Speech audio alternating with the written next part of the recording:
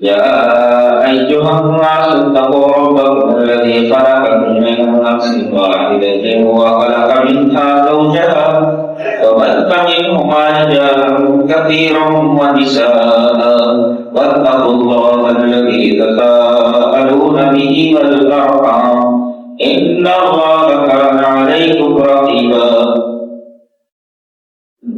يا أيها الذين آمنوا اتقوا الله وقولوا قولا سديدا يصلح لكم أعمالكم ويغفر لكم ذنوبكم ومن يطع الله ورسوله فقد فاز فوزا عظيما أما بعد فإن خير الحديث كتاب الله وخير الهدي هدي محمد صلى الله عليه وسلم وشر الأمور محدثاتها وكل محدثة بدعة وكل بدعة ضلالة والضلالة في النار. أعوذ بالله من الشيطان الرجيم. بسم الله الرحمن الرحيم. وذكر فإن الذكرى تنفع المؤمنين. کیا کر رہے ہو؟ پچھلے کے ٹائم سے بتا رہا ہوتا ہے شاید نام ہے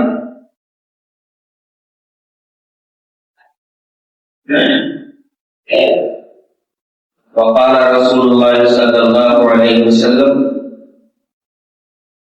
عن أبي هريرة رضي الله تعالى عنه قال رسول الله صلى الله عليه وسلم أن يأخذوا عني هؤلاء الكلمات فيعملوا بهن أو يعلموا من يعمل بهن. فقال أبو هريرة رضي الله تعالى عنه فقال أنا يا رسول الله فأخذ بيدي فعد خمسا وقال اتق المحارم تكن حافظ الناس وارض بما قسم الله لك تكن أغنى الناس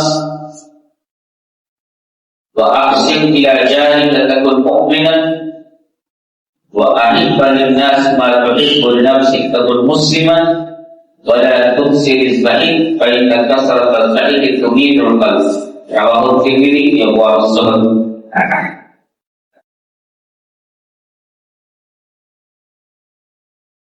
حضرات کرام، خطبہ مسنونہ کے بعد میں نے نبی کریم صلی اللہ علیہ وسلم کی ایک حدیث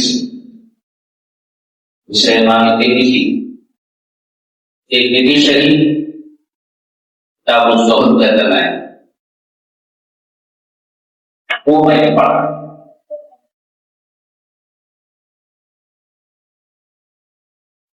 اس حدیث میں نبی کریم صلی اللہ علیہ وسلم نے 5 نصیحتیں فرمائیں.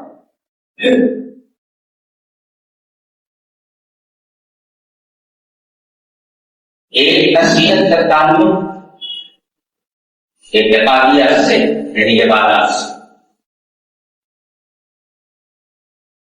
دوسری نصیحت کا تعلق نفسیات سے، اور تیسری نصیحت کا تعلق سماجیات سے، اور چوتھی نصیحت کا تعلق ذاتیات سے، اور 5ویں نصیحت کا تعلق اخلاقیات سے. اور فرمائیں ایک چھوٹی سی حدیث میں جس میں 5 نصیحتیں ہیں، 5 نصیحتوں کے اندر نبی کریم صلی اللہ علیہ وسلم نے پورے اسلام کو سمیٹ دیا. جو کہا جا سکتا ہے کہ دریا کو منہ میں بند کر دیا، پورے سمندر کو ایک لوٹے میں رکھ دیا، گلاس کر دیا.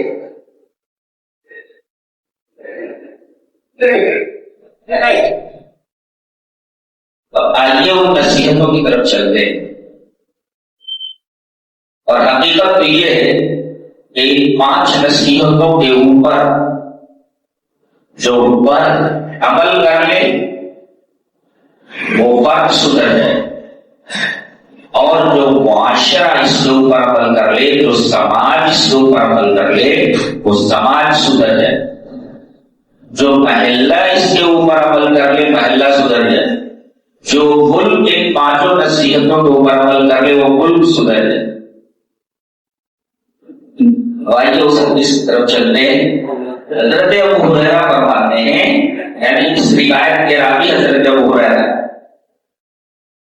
آپ کو معلوم ہے کہ یہ حدیث کے بڑے شاعر تھے، بڑے حدیث تھے. یہ نبی اکرم صلی اللہ علیہ وسلم کے پیچھے سائے کی طرح لگے رہتے.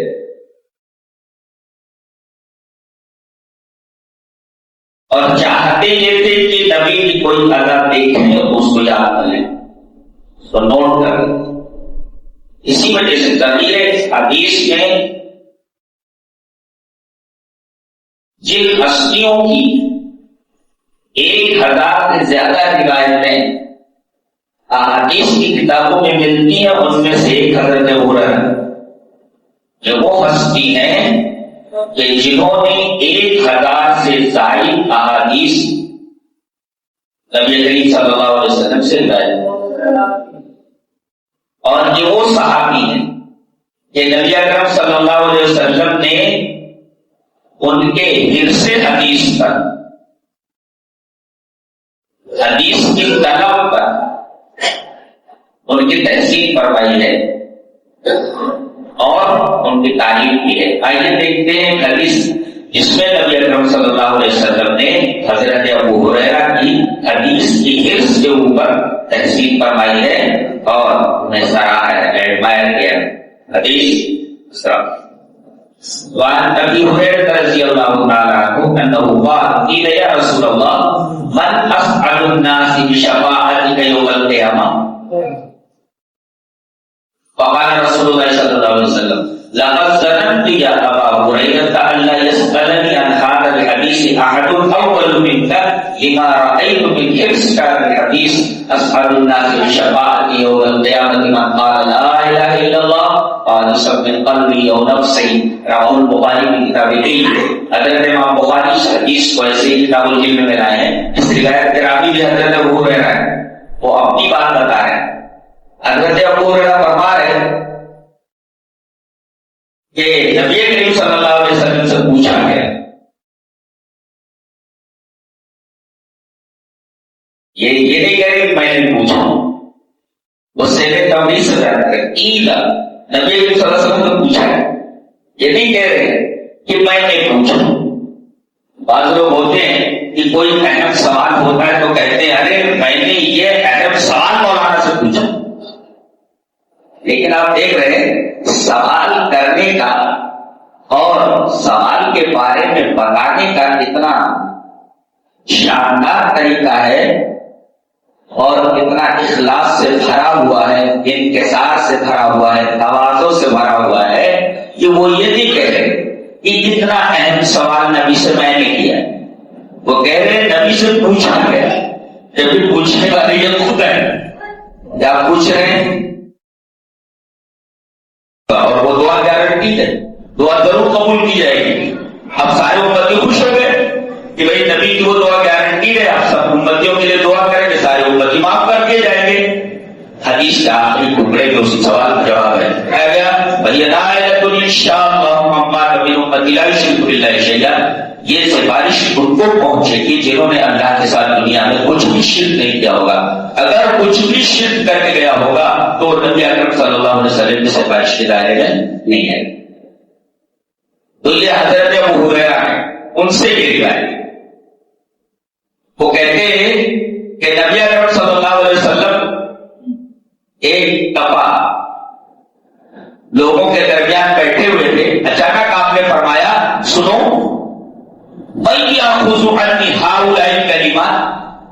میں 5 باتیں بتانے جا رہا ہوں، کون ہے جو ان 5 باتوں کو مجھ سے لے لے. بہت سارے صحابہ مسجد ہے جتنے لوگ کھڑے ہوئے اور نبی نے یہ کہا کہ کون ہے جو مجھ سے ان 5 باتوں کو لے لے. اور صرف لینا نہیں ہے، لینے کے بعد اس پر عمل کرنا ہے. اور صرف عمل ہی نہیں کرنا، لوگوں تک پہنچا دینا ہی نہیں ہے بلکہ ان سے کہنا ہے کہ تم اس کے اوپر عمل کر. کتنے اسٹیپ ہو گئے؟ ایک ہے علم حاصل کرنا، دوسرے علم کے اوپر عمل کرنا، تیسرے علم کو دوسروں تک پہنچا دینا، چوتھا ہے جس کے پاس آپ پہنچا رہے ہیں اسے کہیے کہ خالی یہ علم لے کر کے خاموش مت ہو جاؤ بلکہ یہ جو علم تم کو ملا ہے اس کے اوپر تم عمل کرو. کتنے اسٹیپس ہوئے؟ 4 اسٹیپس ہوئے نا.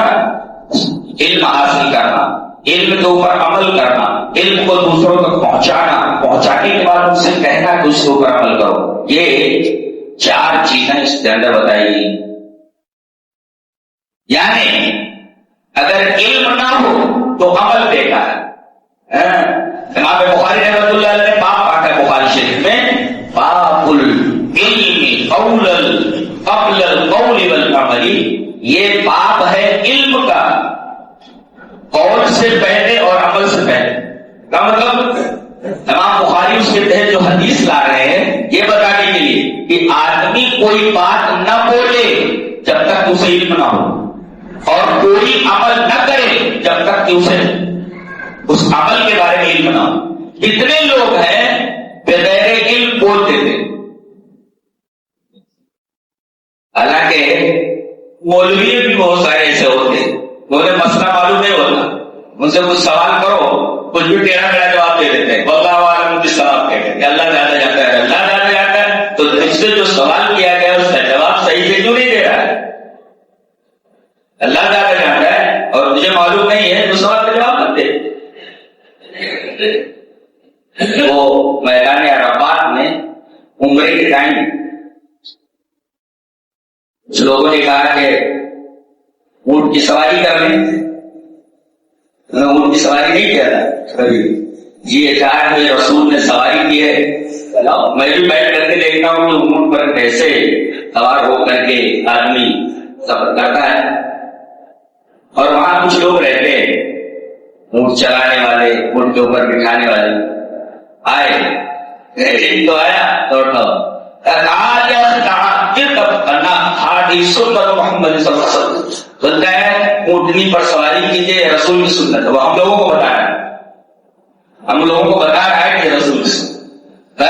تو طے ہوا کتنا روپیہ لوگ گئے جبل رحمت تک کا، اتنا پیسہ گھر بیٹھے اور پھر وہاں سے گھما کر کے نہیں لایا.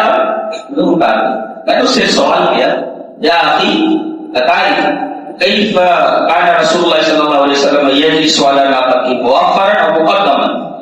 میں نے اس سے پوچھا میرے بھائی مجھے معلوم ہے وہ اونٹنی چلاتا ہے، رسول اللہ صلی اللہ علیہ وسلم ایسے جو ایسے اس کی آنکھ اتری ہوئی ہے، آپ اس کے پیچھے بیٹھتے یا آگے بیٹھتے؟ آپ کے اونٹنی کے بیٹھنے کا، اونٹنی کے اوپر بیٹھنے کا طریقہ کیا تھا؟ اس نے کہا واللہ معلوم، واللہ معلوم. مجھے معلوم، مجھے معلوم، مجھے معلوم نہیں ہے. تو اگر آدمی کو علم نہ ہو اسے بولنا نہیں چاہیے. امام بخاری باب مانگ رہے باب العلم قبل القول والعمل. یہ باب ہے، یہ بات بتانے کے لیے کہ اگر آدمی کے پاس علم نہ ہو تو بولے نہیں، اور آدمی کے پاس علم نہ ہو تو عمل نہ کرے. سورہ فاتحہ میں جو دعا ہے غیر المغضوب علیہم ولا الضالین، جانتے مغضوب علیہم کون ہے؟ یہود ہے. اور ضالین کون ہے؟ نصارہ. جانتے یہودیوں کی کیا عادت تھی؟ ان کے پاس علم تھا مگر عمل نہیں تھا. اور ضالین سے مراد نصارہ ہیں، ان کے پاس عمل تھا مگر علم نہیں تھا. یہ دونوں بہت خطرناک چیزیں ہیں. علم ہو مگر عمل نہ کرے، یہ بھی بہت خطرناک ہے. اور آدمی کے پاس عمل ہو مگر علم نہ ہو، یہ بھی بہت خطرناک ہے. اسی وجہ سے امام ابن تیمیہ رحمۃ اللہ علیہ نے حضرت سفیان بن عیینہ کا قول اپنی کتاب اقتداء الصراط المستقیم میں نقل کیا ہے کہ بے عمل عالم یہودیوں کی طرح اور بے علم عابد، بے علم پرہیزگار نصرانیوں کی طرح ہے. اس لیے کہ ان کے پاس علم تھا مگر عمل نہیں تھا، اور نصرانیوں کے پاس عمل تھا مگر علم نہیں تھا. تو کوئی بھی بات بولے آدمی تو علم کی روشنی میں بولے، کوئی بھی کام کرے، کوئی عمل کرے تو علم کی روشنی میں کرے. تو پہلے علم حاصل کرے، پھر اس کے بعد اس کے اوپر عمل کرے، پھر پہنچائے، اس کے پاس پہنچائے، اس سے کہے کہ تم بھی اس کے اوپر عمل کرو، جائز ہے۔ نبی اکرم صلی اللہ علیہ وسلم نے فرمایا 5 باتوں کو کون لیتا ہے؟ سارے لوگ بیٹھے ہوئے، کوئی کھڑا نہیں ہو رہا ہے، کوئی تیار نہیں ہو رہا ہے کہ میں لینے کے لیے تیار ہوں۔ حضرت ابو ہریرہ ہی کھڑے ہوئے، فقال رسول اللہ صلی اللہ علیہ وسلم فقلت انا یا رسول اللہ، اے اللہ کے رسول کی 5 باتوں کو لینے کے لیے، عمل کرنے کے لیے، دوسروں تک پہنچانے کے لیے، اور جن تک پہنچایا ان سے یہ کہنے کے لیے کہ بھائی ان کے اوپر عمل کرنا ہے، اے اللہ کے رسول کوئی نہیں کھڑا ہو رہا ہے، میں تیار ہوں، میں تیار ہوں، مجھے عمل نہیں۔ ابو ہریرہ ہی کھڑے ہوئے، نبی کریم صلی اللہ علیہ وسلم نے ان کا ہاتھ پکڑا، وہ ابو ہریرہ فرمایا میرا ہاتھ پکڑا، فاخذ بیدی، میرا ہاتھ پکڑا۔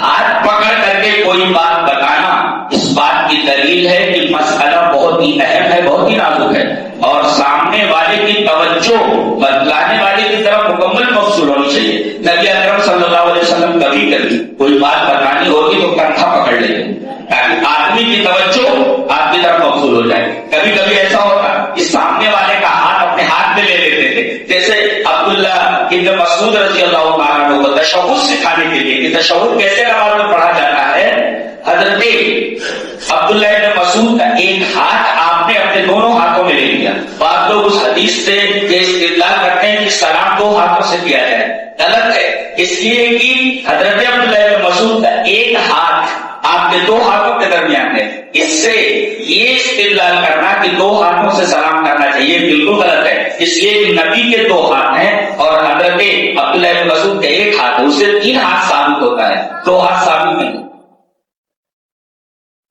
تو کبھی کبھی نبی اکرم صلی اللہ علیہ وسلم کوئی بات بتانی ہوتی کسی کو تو کندھا پکڑ لیتے تاکہ آدمی کی توجہ نبی کی طرف مبذول ہے، اور کبھی اس کا ہاتھ اپنے ہاتھ میں لے لیتے تھے، پکڑ لیتے تھے، اور نبی کریم صلی اللہ علیہ وسلم نے ان کا بھی ہاتھ پکڑا۔ ہاتھ پکڑ کر کے کوئی بات کہنے کا مطلب یہ ہے کہ مسئلہ بہت ہی نازک، بہت ہی اہم، اور جو کچھ نبی بتلانے جا رہے ہیں وہ بہت ہی اہم باتیں۔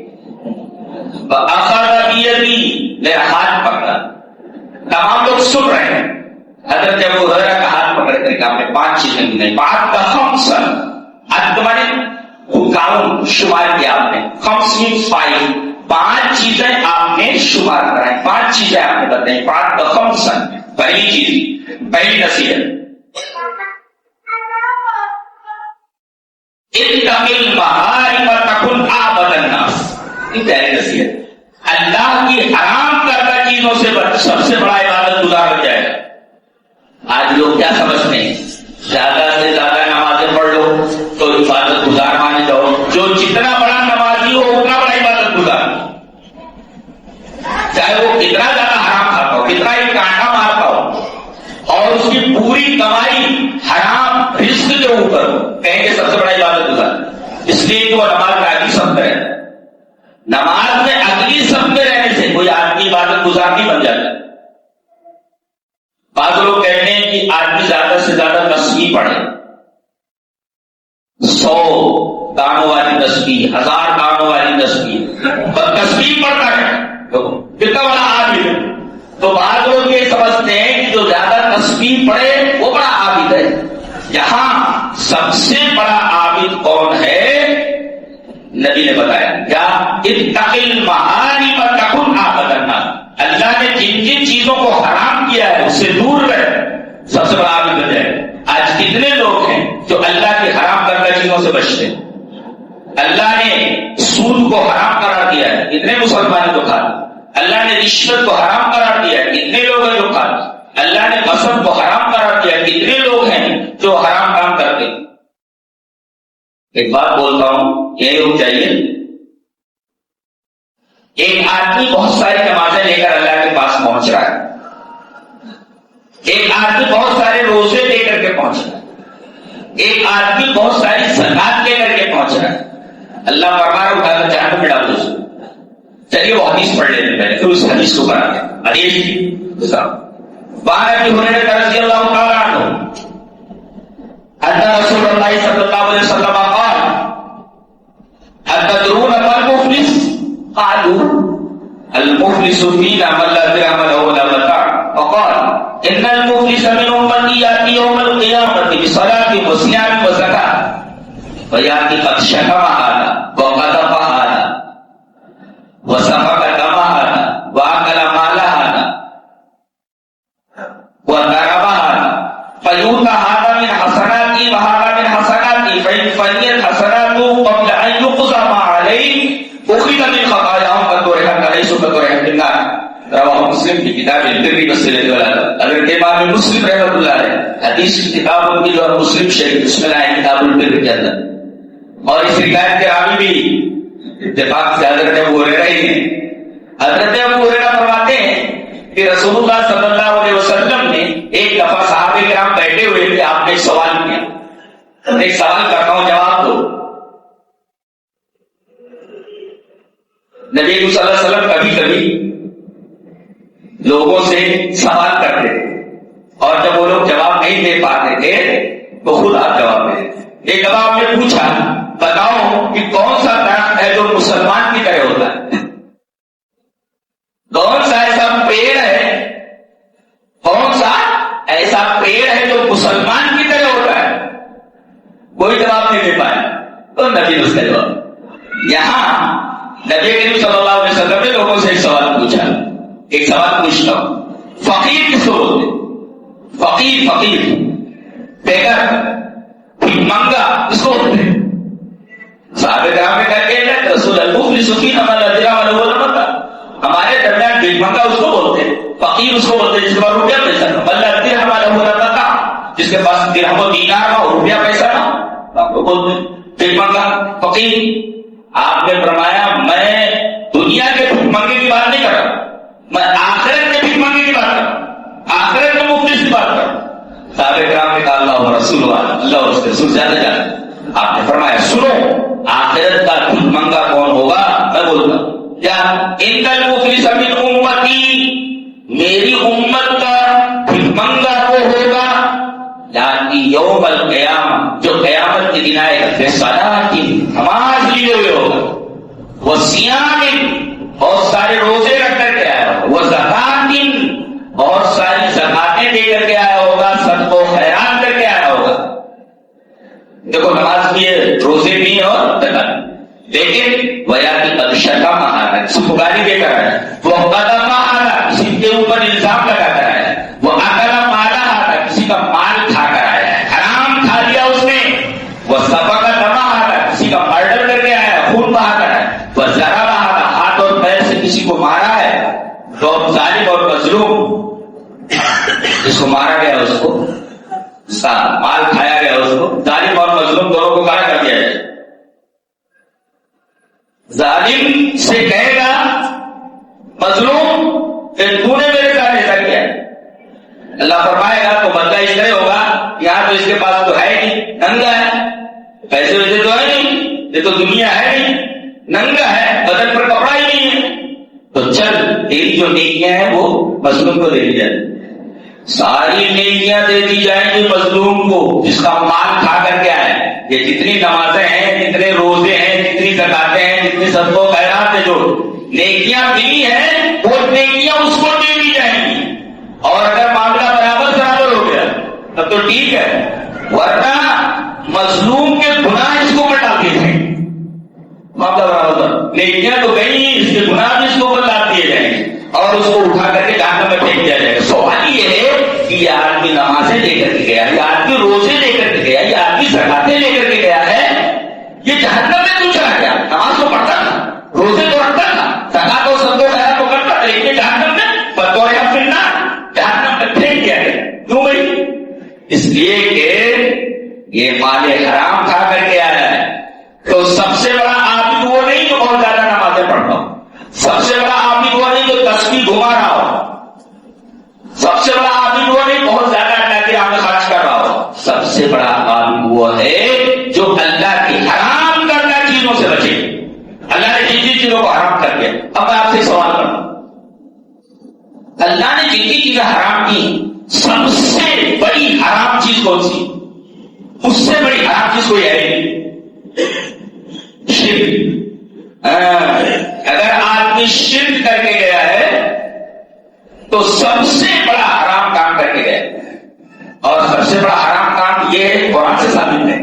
اللہ نے فرمایا سورہ انعام میں قل تعالوا اتل ما حرم ربكم عليكم الا تشركوا به شيئا، آؤ میں تمہیں بتا دوں کہ اللہ نے کون کون سی چیزیں حرام کی ہیں، اور حرام کی ہوئی چیزوں میں سب سے پہلے نمبر پر اللہ نے شرک کو گرایا ہے۔ فرمایا قل تعالوا اتل ما حرم ربكم عليكم الا تشركوا به شيئا، دیکھ رہے ہیں، آؤ میں تمہیں بتا دوں کہ اللہ نے تمہارے اوپر کیا کیا چیزیں حرام کر دی ہیں۔ اچھا حرام کر دی ہیں، ان میں سب سے پہلے اللہ تشركوا به شيئا، کہ تم اپنے رب کے ساتھ کسی کو شریک نہ کرو۔ اس کا مطلب سب سے بڑا حرام کام یہی ہے، شرک، اور یہی وجہ ہے جو یہ حرام کام کر کے گیا، سب سے بڑا حرام کام کر کے، اس کے بارے میں اللہ نے فرمایا وَإِنَّهُ مَن يُشْرِكْ بِاللَّهِ فَقَدْ حَرَّمَ اللَّهُ عَلَيْهِ الْجَنَّةَ۔ اب ظاہر ہے کہ حرام کام کر کے گیا ہے، سب سے بڑا حرام کام، تو اللہ نے اس کے اوپر جنت حرام کر دی، اس کے لیے حرام ہی کا لگتا ہے قرآن میں، إِنَّهُ مَن يُشْرِكْ بِاللَّهِ فَقَدْ حَرَّمَ اللَّهُ عَلَيْهِ الْجَنَّةَ۔ سب سے بڑی حرام چیز یعنی شرک لے کر گیا ہے، تو اللہ نے ایسے شرک کرنے والے کے اوپر جنت کو حرام قرار دے دیا، اور اللہ نے چیز کو حرام قرار دے دے وہ کسی کے لیے حلال نہیں ہوتی، اس کا مطلب شرک کرنے والے کے اوپر نہیں نہیں ہوتی، اس کے اوپر حرام رہے گی، وہ کبھی بھی جہنم سے نکالا نہیں جائے۔ تو سب سے بڑی حرام چیز کون سی ہے؟ شرک۔ شرک سے آدمی جتنا بچے اتنا بڑا عبادت گزار ہے۔ حرام کی ہوئی جتنی بھی چیزیں ہیں ان سے اگر آدمی بچتا ہے، سب سے بڑی حرام چیز شرک سے بچتا ہے تو سب سے بڑا عابد ہے۔ بات یاد رکھو، عبادت کا ایک عجیب تصور یہاں پیش کیا گیا، ایک عجیب کانسیپٹ ہے۔ عام طور پر ہم یہ سمجھتے ہیں نا بہت زیادہ خرچ کر رہا ہے عابد ہے، بہت زیادہ نمازیں پڑھ رہا ہے بہت بڑا عبادت گزار ہے، بہت زیادہ روزے رکھ رہا ہے بہت بڑا عبادت۔ یہ عجیب کانسیپٹ ہے کہ سب سے بڑا عابد کون، سب سے بڑا عبادت گزار کون؟ وہ جو اللہ کی حرام کرنا چیزوں سے بچتا ہو۔ اللہ نے زنا حرام کر دیا، اس سے دور رہتا ہے۔ اللہ نے سود کو حرام کر دیا، اس سے دور رہتا ہے۔ اللہ تعالیٰ نے لوٹ کو حرام کر دیا، اس سے دور رہتا ہے۔ اسی طرح اللہ تبارک و تعالیٰ نے غصب کو حرام قرار دیا، کسی کا مال لے لینا چوری سے، ڈاکے سے، کوچک سے، ساری چیزیں حرام ہیں، ان سے جو آدمی بچتا ہے سب سے بڑا۔ یہ پہلی نصیحت یاد کرو۔ پہلی نصیحت کون سی؟ اللہ کی حرام کردہ چیزوں سے بچ، سب سے بڑا عابد بن جائے۔ یاد کرو نصیحت، یاد کرو۔ پہلی نصیحت کون سی؟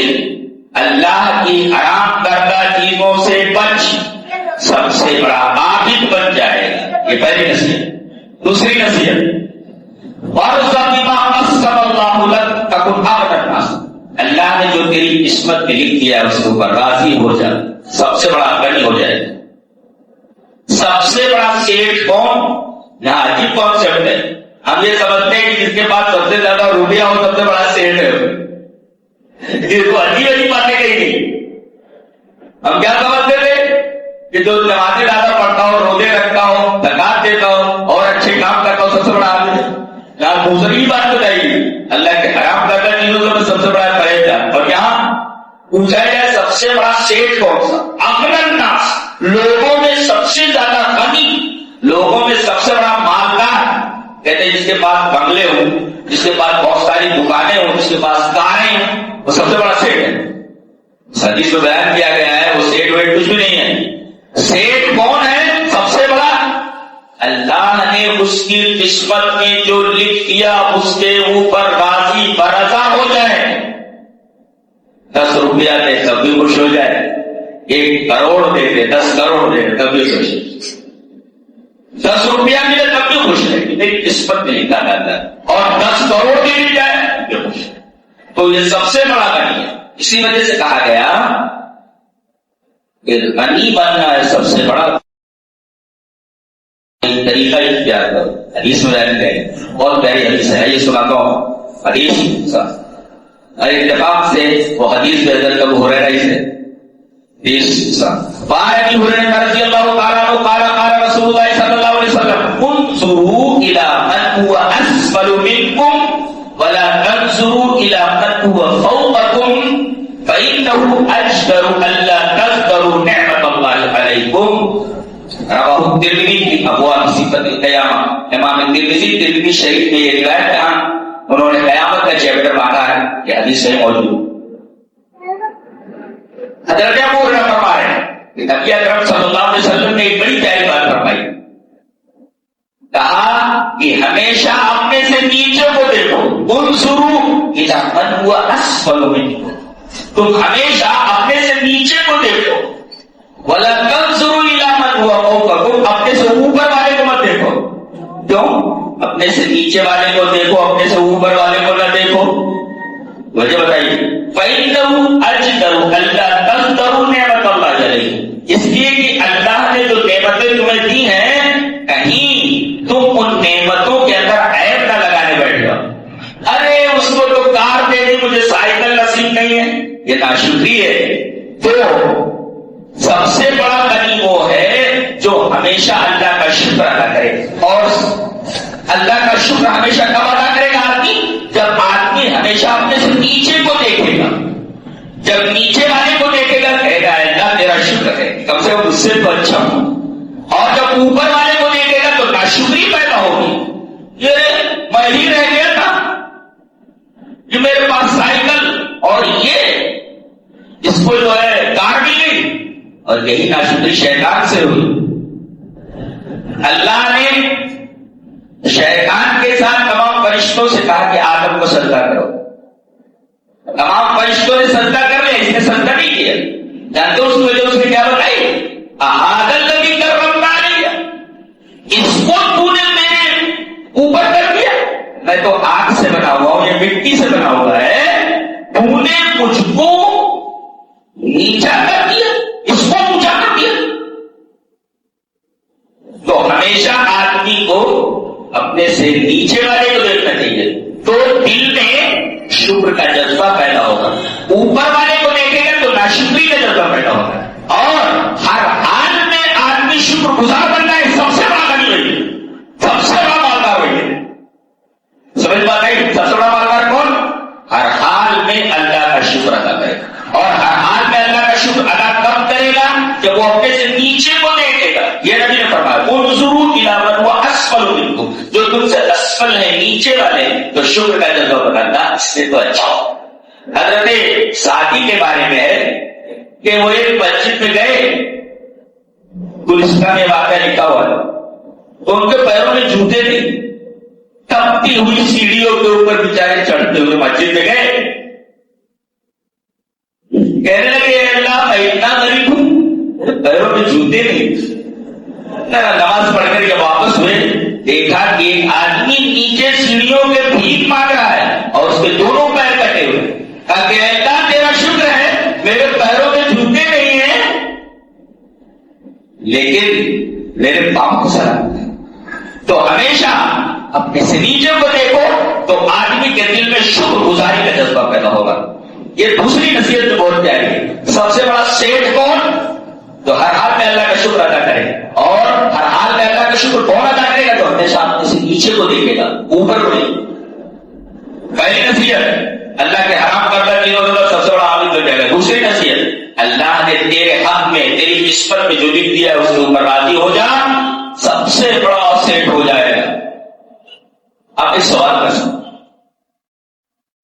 کہ اگر اس کو کار ملی ہے مجھے کار کیوں نہیں ملی؟ کیا آپ سوال کر سکتے؟ اس کا جواب میں دے رہا ہوں حدیث کی روشنی۔ تو اس کو بنگلے مل گئے، میں جھوپڑی میں ہوں، ایسا کیوں ہے؟ ایسا کیوں ہے؟ اس کا جواب قرآن میں بھی ہے، یہ میری رحمت ہے، اور اپنی رحمت کی تقسیم میں جس طرح جاؤں گا، اور میری ہر تقسیم حکمت کے اوپر مبنی ہوتی۔ کسی کو کم دینا وہ بھی حکمت کے تحت، کسی کو زیادہ دے دینا وہ بھی حکمت کے تحت۔ کیسے؟ ایک بچہ ہے ٹائیفائڈ میں مبتلا ہے، زور کا بخار، آپ ٹہلانے کے لیے گئے اور سامنے آئس کریم بیچنے والا ہے، بچہ ضد کر رہا ہے مجھے آئس کریم چاہیے، اب آئس کریم نہیں دیں گے، اس لیے ڈاکٹر نے منع کر رہا ہے، تو ٹائیفائڈ ہے، ٹھنڈی چیز اس کو بالکل نہیں کھلانا، لاؤ تو مر جائے گا، یا دوائیاں اس کو اوپر اثر ہوتا ہے۔ تو ایک مربی اپنے بیٹے اوپر، اس کی خواہش کے اوپر بھی، اس کے رونے چلانے کے اوپر بھی آئس کریم نہیں دے رہا ہے، اس لیے کہ مربی کو معلوم ہے، باپ کو معلوم ہے یہ آئس کریم سے آپ بچے کے ہاتھ میں 10 روپے کی جگہ 10 روپے کی ضرورت ہے، آپ 1 لاکھ روپے نہیں دے سکتے، کیوں؟ صرف 1 لاکھ روپے کے لیے 1 لاکھ روپے اگر اس کے لیے دے دیں گے، اس کو دے دیں گے تو یہ حق اس کے حق میں مضر ہوگا، غلط روٹ پر چلا جائے گا، وہ گناہوں میں مبتلا ہو جائے گا۔ اب دیکھیے اللہ اپنے بندے کے حق میں کیا مضر ہے کیا مفید ہے جانتا ہے، اس کو کتنا دینا ہے، اس کے حق میں کتنا بہتر ہے دینا، تو 3 چیزیں معلوم ہیں، دینا ہے کہ نہیں دینا ہے، نہیں دینا ہے، لیکن کیا تو کیا حق میں نہیں دیتے، تو وہ آئس کریم کیا صحیح 10 روپیہ اس بچے کے لیے کافی ہے، اسکول جا رہا ہے، اب 1 لاکھ روپیہ دینا بیوقوفی ہے، آپ نہیں دیتے تو آپ کیسے کہہ سکتے ہیں کہ جس طرح چاہوں میں لے لوں، بچہ بھی تو چاہتا ہے 1 لاکھ روپیہ دے دو، لیکن باپ نہیں دیتے، کیوں نہیں دیتے آپ؟ تو یہ کہنا کہ اسے کار مل گئی ہے، مجھے سائیکل کیوں ملی ہے، اس آیت میں آپ دیکھ لیجئے یہ حدیث کیا بول رہی ہے، جس کو جتنا ملا ہے اللہ کو معلوم ہے دینا چاہیے کہ نہیں دینا چاہیے، جتنا دیا ہے اتنا اس کے لیے کافی ہے کہ نہیں کافی ہے، ساری چیزیں برابر کی بات قسم اللہ کیا نصیحت، سبحان اللہ، یہاں قانون ہے ہمارا اسلام کا، اللہ نے جو میری نسبت بلی کیا اس کے اوپر راضی ہو۔ ایک بڑھیا تھی، دانت میں بہت درد، سارے دانت نکل گئے تھے، 2-4 دانت تھے، درد ہوتا ٹھیک ہو، یہ چلا رہی ہے، ڈاکٹر کہہ رہا ہے یہ تیرا دانت اٹھانا پڑے گا، ٹوٹی، ارے اٹھاڑ دو ڈاکٹر صاحب، ان دانت کو لے گئے، اللہ کو کہہ دی سب دانت تو اس نے گروا دیے، اب کیا رہ گیا یہ بھی اکھاڑ لو، اس کو یہ معلوم نہیں ہے کہ اللہ تعالیٰ نے اس کو بچپن میں دانت دیے تھے، جوانی میں دانت دیے تھے، ادھیڑ عمر میں دانت دیے تھے، ان دانتوں سے وہ کتنی نعمتیں اللہ کی کھا گئی ہے، اس پر شکریہ ادا نہیں کر رہے تھے، اس پر شکریہ ادا نہیں کر رہے، اب یہ آخری وقت میں اللہ تبارک و تعالیٰ کی ناشکری کرنے لگی، تو ایسا ہوتا ہے کہ جتنا فیصلہ اللہ کسی کے حق میں کر دیتا ہے وہ اس کے لیے بہتر ہوتا ہے، اس کے اوپر راضی رہنا چاہیے، ورضا بما قسم اللہ لك اللہ نے الناس، اللہ نے جو تیری قسمت میں لکھا ہے اس کو اوپر راضی ہو، سب سے بڑا سیٹ ہو جائے۔ تیسرا فاحسن الی جارک تکن مؤمن، اپنے پڑوسی کے ساتھ حسن سلوک کر مومن بن جائے گا، یعنی اگر آدمی کو اپنا ایمان توڑنا ہو تو اسے چاہیے کہ اپنے پڑوسی کو دیکھے کہ میرے پڑوسی کا جو حق میرے اوپر ہے وہ میں ادا کر پا رہا ہوں کہ نہیں ادا کر پا رہا ہوں۔ پڑوسی 3 قسم کے ہوتے، ایک غیر مسلم، ایک حق استاد کے اوپر ہے پڑوس کا، ایک جماعت، اور اگر وہ مسلمان ہے تو 2 حق، ایک پڑوس کا حق، دوسرے اسلام کا حق کے جوار اور حق اسلام، اور اگر رشتے دار ہے تو 3 حق ہے، حق کے جوار اور ایک حق کا اسلام اور ایک حق کے قرابت، لیکن آپ میں رشتے دار بھی ہے، 3 حقوق ہو گئے۔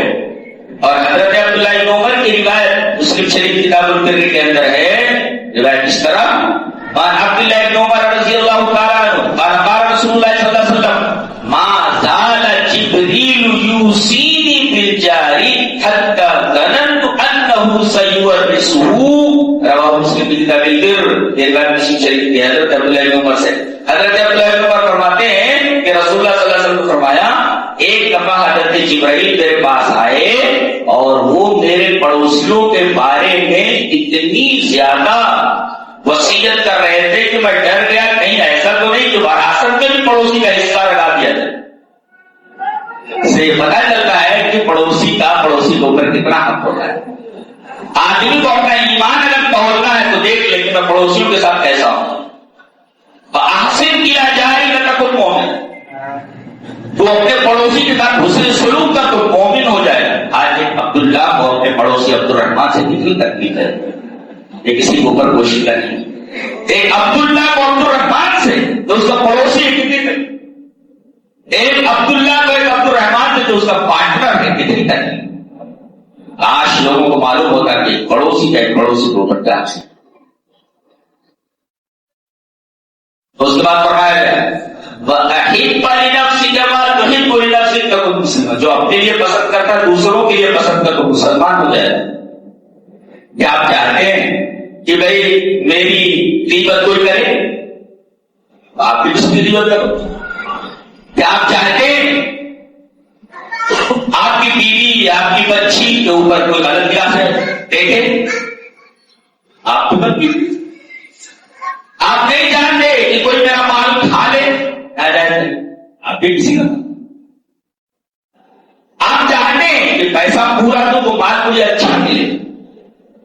آپ یہ چاہتے ہیں اپنے لیے تو دوسروں کے لیے بھی چاہیے کہ میں وہ پورا پیسہ دے رہا تو مال بھی میں اچھا یعنی ٹرک پر بھرواؤں 10 ٹن اور کانٹے کے اوپر 5 ٹن کروا دوں.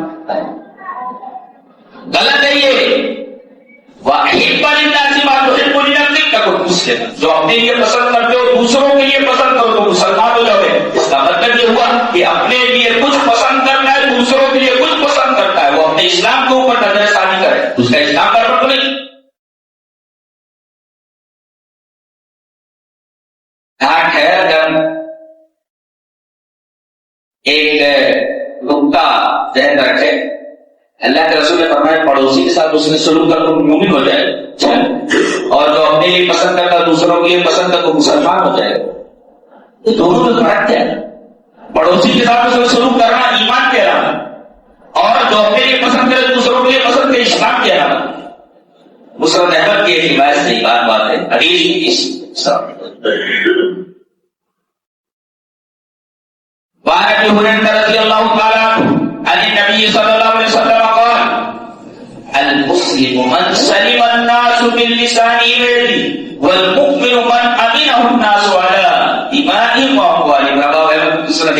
حضرت امام احمد رحمہ اللہ اس حدیث کو ایسے مسلم رحمۃ اللہ علیہ حضرت ابو ہریرہ فرماتے ہیں نبی اکرم صلی اللہ علیہ وسلم نے ارشاد فرمایا کہ مسلمان وہ ہے کہ لوگ اس کے ہاتھ سے اور اس کی زبان سے، زبان پہلے، زبان سے اور ہاتھ سے محفوظ رہیں. اور مومن وہ ہے کہ لوگ محفوظ رہیں کہ یہ میری دولت کے اوپر ہاتھ نہیں ڈالے گا اور میری آبرو کے اوپر ہاتھ نہیں ڈالے گا. اب دیکھیں آپ ایمان امن سے بنا ہے، ایمان امن سے بنا ہے. عام طور پر پڑوسی سے آبرو کا خطرہ رہتا ہے. پڑوسی ہی آبرو پر ہاتھ ڈالتا ہے پڑوسی، اور لڑائی جھگڑا زیادہ تر پڑوسی سے ہوتا ہے. اس میں خون بھی پڑوسی کا بہتا ہے. لہٰذا خون بہنا اور آبرو مجروح ہونا یہ دونوں چیزیں عام طور پر لہٰذا وہاں ایمان کا لفظ لایا گیا. اور جو اپنے لیے پسند کرو دوسروں کے لیے پسند کرو تو اسلام والے ہو جاؤ گے. عام طور پر اس کا تعلق دیگر لوگوں سے ہوتا ہے. وہاں اگر کوئی بات ہو گئی تو آدمی گالی دینے لگتا ہے، اور بات پڑ جاتی ہے تو گالی دینے کے ساتھ ساتھ آدمی ہاتھا پائی کرنے لگتا ہے. اس وجہ سے وہاں اسلام کا لفظ لایا گیا. ایمان کا لفظ پڑوسیوں کے ساتھ لایا گیا، اور اسلام کا تعلق پڑوسیوں کے علاوہ لوگوں سے لایا گیا. پڑوسیوں کے علاوہ جو لوگ ہوتے ہیں عام طور پر صرف گالی گلوچ ہو جاتی ہے، ہاتھا پائی ہو جاتی ہے، لیکن پڑوسی کا معاملہ خون تک پہنچ جاتا ہے، آبرو تک پہنچ جاتا ہے. لہذا وَأَحْسِنْ إِلَىٰ جَارِكَ إِذَا تَكُنْ مُؤْمِنًا لائے گا. وَأَحِبَّ لِلنَّاسِ مَا تُحِبُّ لِنَفْسِكَ کے ساتھ تَكُنْ مُسْلِمًا لائے گا. اور آخری نصیحت 5 وَلَا تُفْسِدِ الزَّاہِدَ، بہت زیادہ مت ہنسو. فَإِنَّ كَثْرَةَ الزَّاہِدِ تُمِيتُ الْقَلْبَ، اس لیے بہت زیادہ ہنسنے سے دل مردہ ہو جاتا ہے. یہ بڑی پیاری نصیحت ہے. آدمی یہ سمجھتا ہے کہ زیادہ ہنسنے سے آدمی کی طبیعت بشاش ہوتی ہے.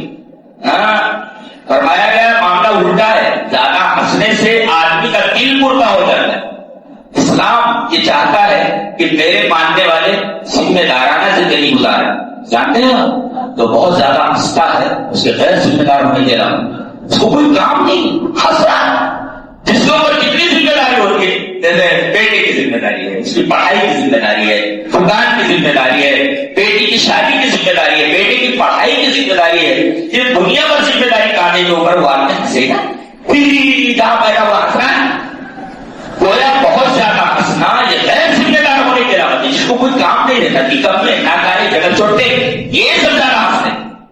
جو آدمی ذمہ دار رہتا ہے وہ زیادہ ہنستا ہے. آج ٹی وی شوز کے اندر دیکھتی تھی کتنے چینل سے ہاتھ سے چینل ہوتے، ہاتھ سے چینل، ہنسانے والے چینل، لوگ اس چینل کو دیکھتے اور ہنستے بیٹھتے، یا ہنسانے والے یہ نہیں کرتے گگر چوٹتے، ان کو بیٹھے کیا پیسے مل رہے ہیں اداکاری کرنے کے، اور جو لوگ دیکھ کر ان چینلز کو ہنس رہے وہ بھی جگہ چوٹتے، وہ بھی بدماش اور ناکارے نکمے، وہ غیر ذمہ دار۔ آج لوگوں کو معلوم ہو جاتا ہے مرنے کے بعد ہمارے ساتھ کیا ہونے والا ہے۔ پہلا معاملہ تو موت کا ہے، دوسرا معاملہ قبر کا ہے، تیسرا معاملہ حشر کا ہے، جہنم کا ہے، سوال جواب کا ہے، میزان عمل کا ہے، جہاں اعمال تولے جائیں گے، دائیں ہاتھ میں نامہ اعمال آتا ہے کہ بائیں ہاتھ میں آتا ہے، یہ ساری چیزیں جس کی نگاہ میں وہ آدمی ہنستے بیٹھے گا، وہ ہاتھ سے چینل دیکھے گا، ہنسائے گا لوگوں کو یا ہنسے گا؟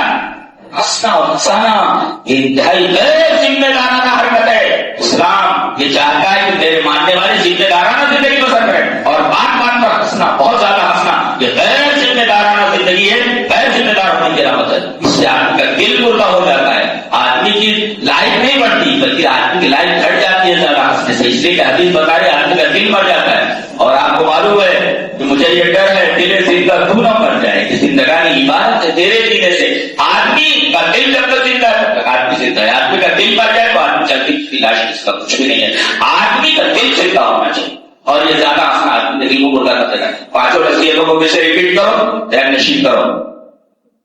آرام کرنا چیزوں سے بچ، سب سے بڑا عابد بن جائے۔ اللہ نے تیری قسمت میں جو لکھ دیا اس کے اوپر راضی ہو جا، سب سے بڑا سیٹ ہو جائے۔ اپنے پڑوسی کے ساتھ حسن سلوک کر مومن ہو جائے گا، جو اپنے لیے پسند کرتا ہے دوسروں کے لیے پسند کر مسلمان ہو جائے گا۔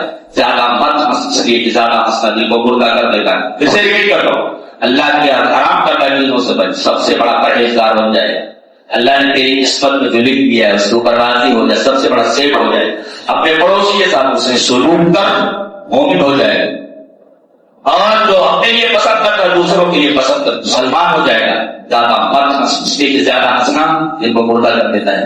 ایک حدیث کے اندر اللہ کے رسول صلی اللہ علیہ وسلم نے پہلی نصیحت کے اندر اعتقادیات کو بتا دیا، دوسری حدیث کے اندر نفسیات کے اوپر بحث، تیسری حدیث کے اندر آپ نے سماجیات پر بحث، چوتھی حدیث کے اندر آپ نے ذاتیات سے بحث کی، اور پانچویں حدیث کے اوپر آپ نے اخلاقیات پر بحث کی۔ پورے اسلام کو سمیٹ کر کے ان پانچوں نصیحتوں کے اندر رکھ دیا ہے نبی صلی اللہ علیہ وسلم نے، اور ان پانچ نصیحتوں کے اوپر جو آدمی عمل کر لے اس کی دین اور دنیا دونوں کے دونوں گزر جائیں۔ اللہ ہمیں عمل کرنے کی ان پانچوں نصیحتوں کو توفیق عطا فرمائے۔